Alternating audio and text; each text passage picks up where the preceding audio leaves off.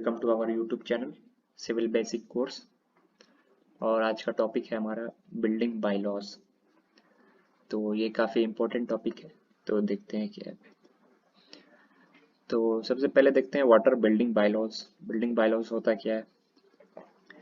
Building bylaws are a set of rules that developers have to abide by while developing projects.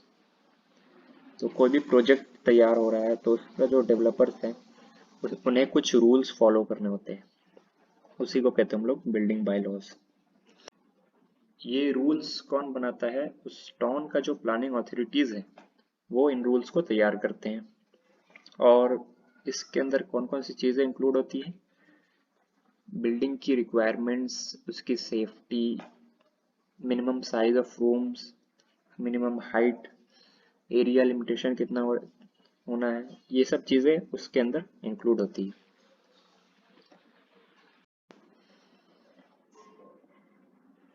अब हम देखते हैं purpose of building bylaws. सबसे पहला है pre planning of building activities, यानी कि कोई बिल्डिंग बना रहे हैं तो उसका हमें प्री प्लान मिल जाता है। Allow orderly growth and prevent disorganised development, यानी कि उस बिल्डिंग का ग्रोथ जो होगा वो ऑर्डरली होगा, ऑर्गेनाइज्ड वे में होगा। Provision of bylaw usually afford safety against fire, noise, health hazard and structure failure. तो बायलॉज को फॉलो करते हुए हमें एक सेफ्टी मिलती है कई चीज़ों से, फायर से, नॉइज से, हेल्थ हजार्ड से और स्ट्रक्चर फेलियर से।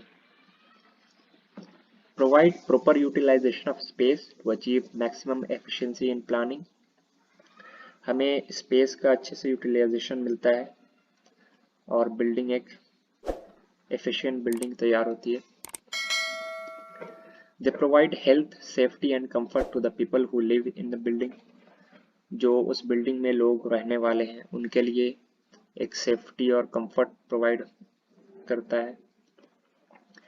Due to these bylaws, each building will have proper approach, light, air and ventilation. Building bylaws को follow करेंगे तो हमें बिल्डिंग में अच्छा लाइट, एयर और वेंटिलेशन मिलेगा।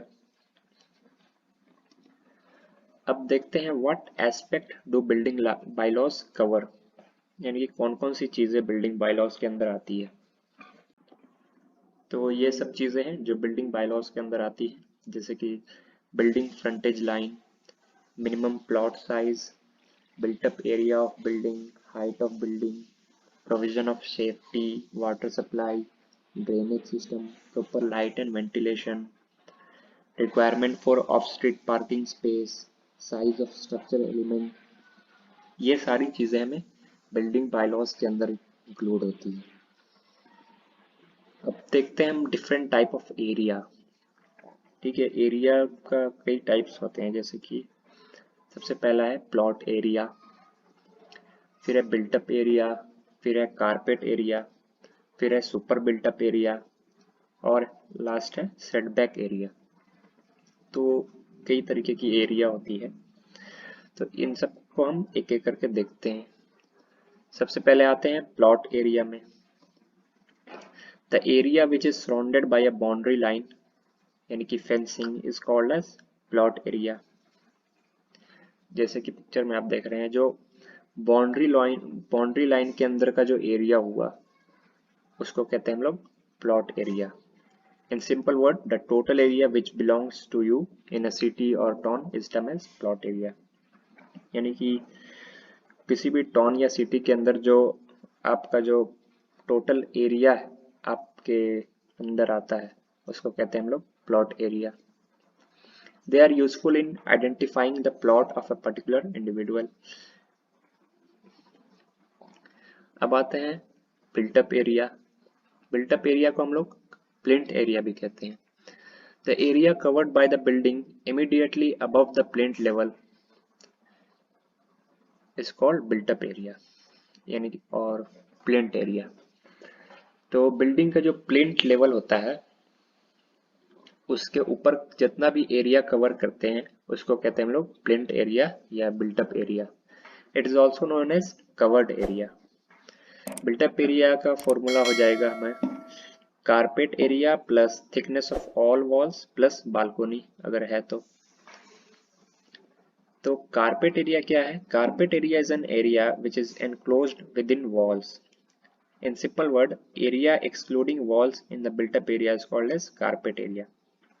Carpet area बोले तो walls के अलावा जो भी अंदर बिल्डिंग का जो एरिया है उसको कहते हैं हम लोग कारपेट एरिया. अगर हम बिल्टअप एरिया से वॉल की एरिया को एक्सक्लूड कर दें तो हमें कारपेट एरिया मिल जाएगा. It is the used area of building. Building के अंदर जो एरिया यूज होने वाला है, जो उसका कंज्यूमर यूज करेगा, उसको कहते हैं हम लोग carpet area. Generally carpet area is around 85 to 90% of built up area. Picture में आप देख सकते हैं जैसे ये ग्रीन साइड है बिल्डिंग का, ग्रीन एरिया जो है उसको कहते हैं हम लोग कारपेट एरिया. और उसमें हम ऐड कर दें अगर वॉल एरिया, यानी कि वो पिंक साइड वाला जो एरिया है, जो वॉल एरिया है, उसको हम ऐड कर देंगे तो हमें बिल्टअप एरिया मिल जाएगा. और अगर कारपेट एरिया हमें निकालना हुआ फॉर्मूले से तो सीधा built up area minus area of wall कर देंगे. फिर हम आते हैं सुपर बिल्टअप एरिया में. सुपर बिल्टअप एरिया क्या होता है? It is a built up area plus proportionate area of common area such as swimming pool, staircase, lobby, lifts, open veranda etc. Super built up area के अंदर सब कुछ आ गया. बिल्टअप एरिया तो आ ही गया, साथ ही साथ बाकी कॉमन एरिया भी आ गया, जैसे कि कॉरिडोर हो गई, लिफ्ट हो गई, लिफ्ट की लॉबी हो गई, स्टेयरकेस वगैरह हो गई. जैसे कि आप पिक्चर में देख रहे हैं, बिल्टअप एरिया के अंदर सिर्फ बिल्डिंग का जो मेन एलिमेंट था उसका एरिया आ रहा था. सुपर बिल्टअप एरिया में सारी चीजें आ गई, स्टेयरकेस की भी एरिया आ गया, लिफ्ट का भी एरिया आ गया, कॉरिडोर्स का भी एरिया आ गया. तो पूरे एरिया को हम लोग कहते हैं सुपर बिल्टअप एरिया. इसका फॉर्मूला हो जाएगा setback area plus built up area plus 20% of common area. तो सेटबैक एरिया क्या है अब देखते हैं हमें. The empty space around the building is called setback area. आपने देखा होगा कोई भी बिल्डिंग के अराउंड एक एम्प्टी स्पेस हम छोड़ते हैं, उसको कहते हैं हम लोग setback area. The setback area is decided by municipal authorities. In India we leave 4 feet from all the side of the building. India में ज्यादातर हमें देखेंगे कि 4 फीट हम छोड़ के बिल्डिंग बनाते हैं. The reason behind leaving setback area is to make ease for moving vehicles, ventilation and during emergency purpose. तो मेन जो रीजन है सेटबैक एरिया को छोड़ने का वो ये है कि व्हीकल्स वगैरह मूव करा सकते हैं हम आसानी से, वेंटिलेशन मेन पर्पस है हमें, और कुछ इमरजेंसी पर्पस के लिए. However, setback area increase for high-rise building and may go up to several meter. और setback area डिपेंड करता है वो बिल्डिंग कितना फ्लोर की होने वाली है. हाई राइज बिल्डिंग में ज़्यादा मीटर तक हमें setback एरिया लीव करना होता है. जैसे पिक्चर में आप देख सकते हैं setback एरिया हो जाएगा ये साइड यार्ड, दोनों साइड यार्ड, रियर यार्ड और फ्रंट setback एरिया. ये चारों को हम लोग कहेंगे setback एरिया. और बीच में हो गया बिल्टअप एरिया. तो सेटबैक एरिया का फॉर्मूला हो जाएगा plot area minus built up area. Plot area पूरा एरिया का कहते हैं हम लोग, पूरा बाउंड्री लाइन से जो एरिया होता है, और बिल्टअप एरिया अंदर जहां बिल्डिंग बनने वाली है. तो plot area minus built up area करेंगे तो हमें सेटबैक एरिया मिल जाएगा. Advantage of setback area. Setback area रखने का हमें क्या क्या एडवांटेज मिलेगा? Better condition of air, light and ventilation. जाहिर सी बात है वेंटिलेशन अच्छा मिलेगा हमें, लाइट वगैरह अच्छे से मिलेगी. At corners it improve visibility and safety from traffic. Visibility improve होगी बिल्डिंग की, और सेफ्टी भी रहेगा ट्रैफिक से, ताकि व्हीकल ज्यादा अंदर मूव नहीं कर पाएगी.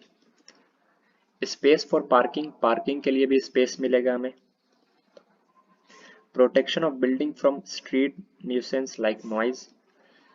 बिल्डिंग को एक प्रोटेक्शन मिलेगा स्ट्रीट नॉइज वगैरह से. Reduce the danger of fire from neighbour house. अगर नेबर हाउस में कुछ फायर लग गई, आग लग गई, तो हमें जैसे एक प्रोटेक्शन मिल जाएगा, आग इस तरफ आ नहीं सकेगी उस सेटबैक एरिया के चलते। It provide privacy in building, और एक प्राइवेसी भी बनाता है बिल्डिंग के अंदर। तो आज के इस वीडियो में इतना काफी है। अब अगले वीडियो में हम देखेंगे building control line, floor space index देखेंगे, मेज़ानिन फ्लोर, और भी कई चीजें देखते हैं हम अगले वीडियो में। तो वीडियो अच्छा लगा हो तो लाइक कीजिएगा, और अपना फीडबैक भी कमेंट कीजिएगा, और सब्सक्राइब कीजिए ताकि बाकी कोर्स भी आप देख सकें।